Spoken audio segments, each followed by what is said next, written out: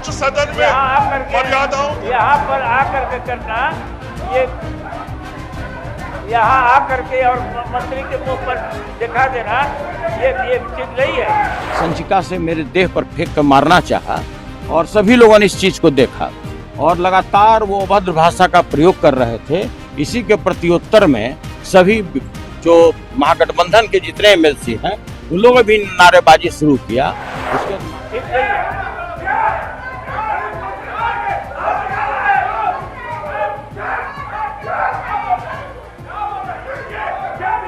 सबको दिन भर के लिए सस्पेंड किया गया।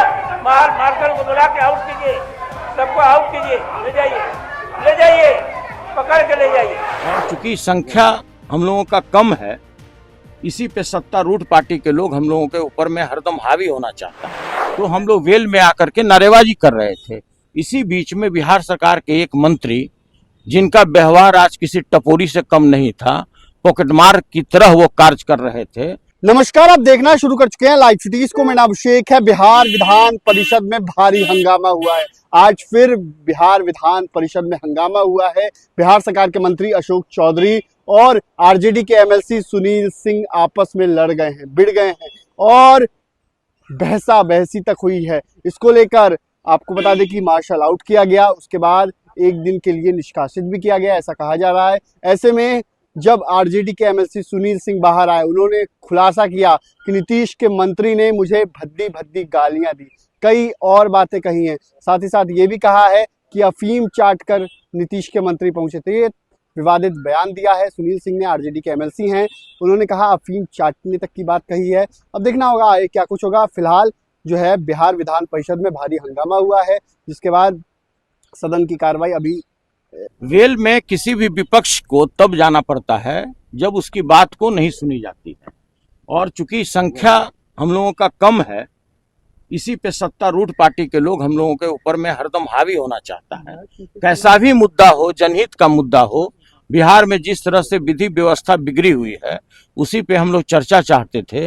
हम लोग कह रहे थे कि जो नीट छात्रा है उसकी बलात्कार के बाद हत्या कर दी गई, दरभंगा में जो कांड हुआ, इस पे चर्चा करना चाहिए। माननीय मुख्यमंत्री जी, कल एक सदस्य ने जिस तरह से बिहार की पहला महिला मुख्यमंत्री आदरणीय श्रीमती राबड़ी देवी के विरुद्ध में जिस तरह अपमानित करने का काम किया, इस पर चर्चा होनी चाहिए।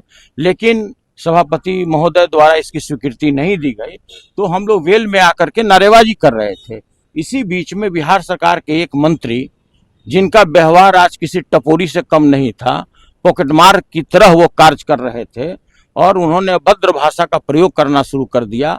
संचिका से मेरे देह पर फेंक कर मारना चाहा और सभी लोगों ने इस चीज को देखा और लगातार वो अभद्र भाषा का प्रयोग कर रहे थे। इसी के प्रत्युत्तर में सभी जो महागठबंधन के जितने एमएलसी हैं उन लोगों ने भी नारेबाजी शुरू किया। उसके बाद मार्शल हम लोगों को बाहर किया और फिर उसके बाद सदन से हम लोगों का एक दिन का निष्कासन हो गया, गाली गलौज दी गई। देखिए, ऐसा है कि हम तो कह ही रहे हैं कि जिस तरह का आज उनका व्यवहार था कि लग रहा था कि वो अफीम चाट कर आए हों और या किसी नशा का पान करके आए हों। कभी भी कोई भी मंत्री, ये तो बहुत सीनियर मंत्री हैं, कभी भी ऐसा व्यवहार नहीं करेगा। बिहार के सभी लोग जानते हैं कि आप भ्रष्टाचार से अरबों रुपया कमा चुके हैं, आप सत्ता में मदचूर हैं, लेकिन आपका यह व्यवहार किसी भी दृष्टिकोण से आज उचित नहीं था। आप जिस तरह से विपक्ष के सदस्यों पर आप लगातार गाली का प्रहार कर रहे थे, मैडम राबड़ी देवी को आप गाली दे रहे थे, हम लोगों को गाली दे रहे थे, यह स्वीकार नहीं है। आप कार्रवाई की मांग करते हैं उन पर?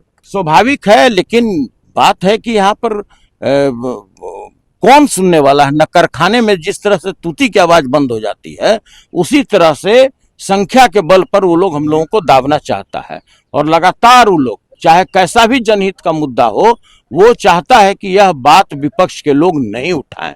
आप बेरोजगारी की बात मत उठाइए, लाइन ऑर्डर की बात नहीं उठाइए, जो लगातार बलात्कार हो रहा है, लगातार हत्याएं हो रही है, यह बात मत उठाइए। यह किसी भी रूप से सत्तारूढ़ पार्टी को स्वीकार नहीं है। ठीक है। आपको बता दें कि विपक्ष के तमाम जो उनको एक दिन के लिए निष्कासित कर दिया गया है। आगे देखना होगा क्या कुछ होता है। बने रहिए लाइव सिटीज के साथ। हमारे यूट्यूब चैनल को सब्सक्राइब करिए। धन्यवाद।